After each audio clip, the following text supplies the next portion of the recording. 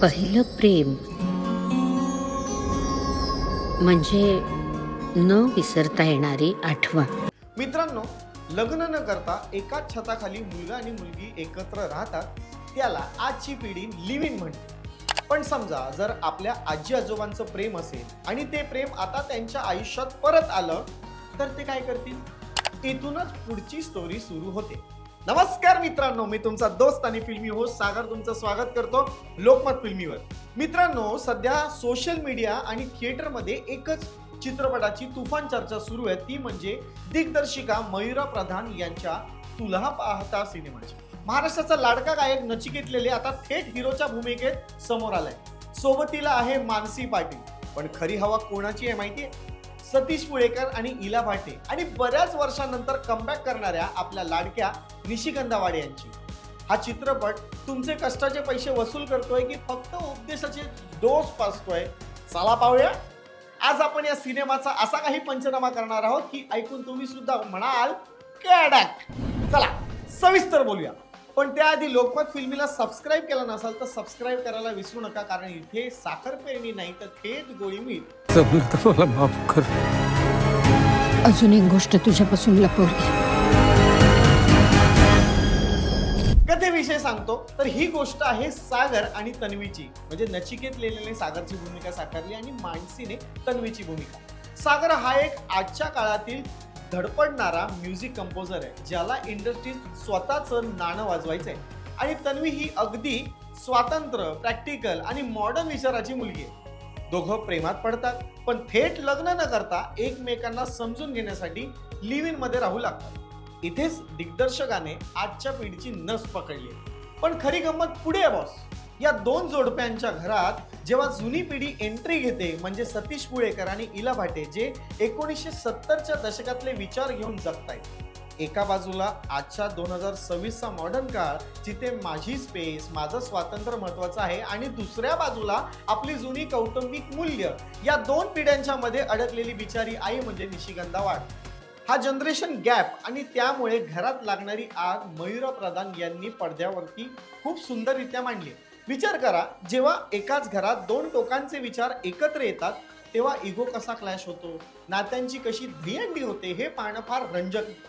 आता या सिनेमामध्ये आपल्याला दोन काळातल्या प्रेमाच्या गोष्टी पाहायला मिळतात, जी एक आजची आहे आणि दुसरी 70च्या दशकातली.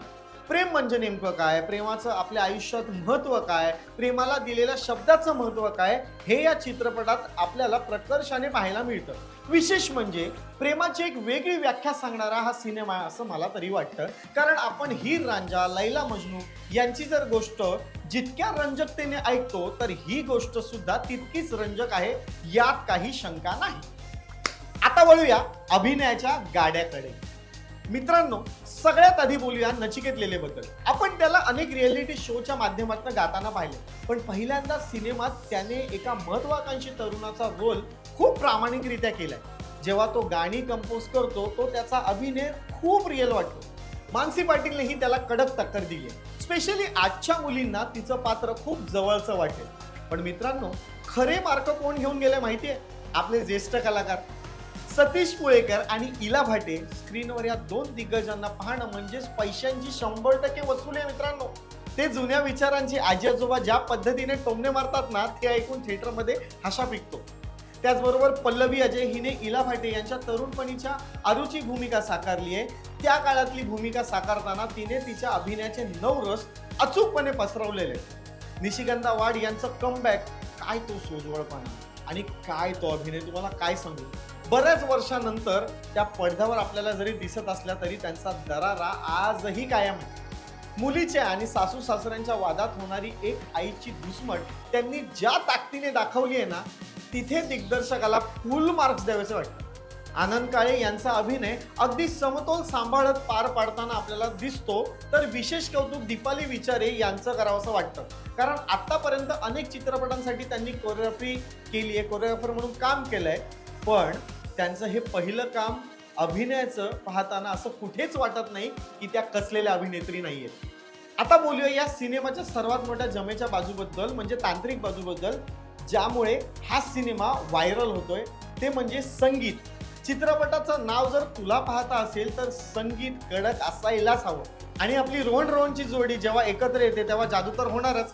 आर्या आंबेकरच्या आवाजातलं टायटल ट्रॅक तर थेट काळजात घुसतं.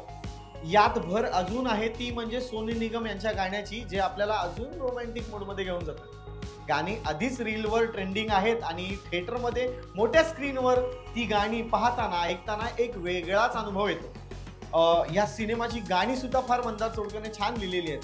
पुष्कर जोटिंग यांच्या कॅमेराने या आजच्या लाईफस्टाईलचं आणि कौटुंबिक भावनिक क्षणाचं व्हिज्युअल्स अगदी खूप सुंदररित्या टिपलेलं आहे. सिनेमाचं लाइटिंग हे खूप चांगलं आहे आणि हा सिनेमा पाहताना अगदी डोळे टिपून जातात. पण थांबा, जसं मी नेहमी सांगतो, लोकमत फिल्मीवर आपण कोणतीही गोष्ट लपवत नाही. या सिनेमात काही गोष्टी नक्कीच खटकतात. चित्रपटाचा फर्स्ट हाफ इतका स्लो जातो की इंटरव्हल कधी होतोय असं वाटतं, पण सेकंड हाफमध्ये जेव्हा कुटुंब आणि संस्कारांचे वाद सुरू होतात तेव्हा सिनेमा थोडा सिरियल सारखा वाटायला लागतो. काही सीन्स खूप ताणले गेलेले वाटतात, उपदेशाचे डोस थोडे जास्त झालेले असं वाटतात.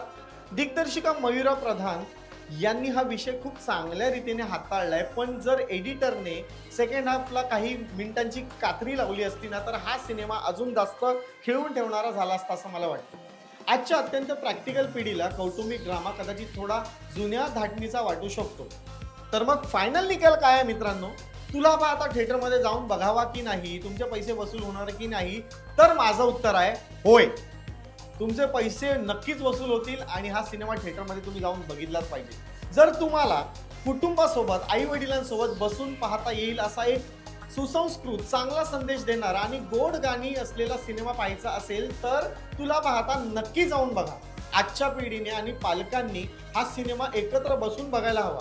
मित्रांनो, हा सिनेमा पाहिल्याच्या नंतर मी या सिनेमाला देणार होतो 3 स्टार, पण इला भाटे, सतीश पुळेकर, निशिकांत वाड यांचा दमदार अभिनय आणि रोहन रोहन यांचं म्युझिक ऐकल्याच्या नंतर या सिनेमाला मी लोकमत तर्फे आणि माझ्यातर्फे देतोय 3.5 स्टार.